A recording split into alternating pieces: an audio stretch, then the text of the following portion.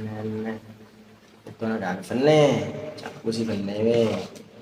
Hindi gagawin bisa eh.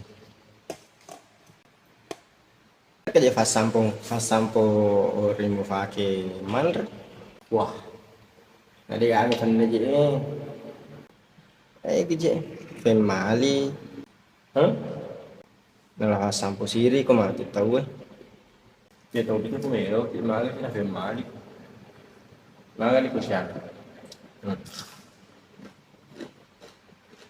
Magali agak itu masuk Nero.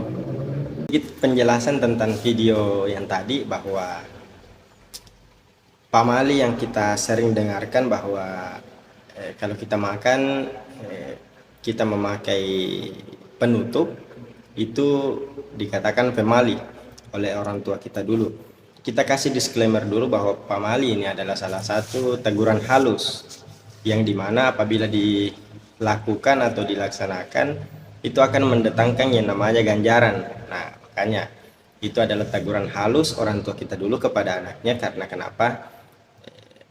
Anaknya umpamanya ketika dijelaskan alasannya seperti ini dia tidak mau mendengar, makanya didatangkanlah pamali-pamali tersebut itu.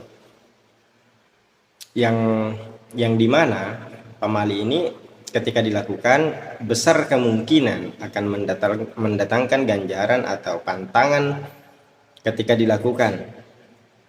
Nah, kalau makna dari yang tadi bahwa aja muanre pakai fatutu dipakai komatu mancaji fasampo siri.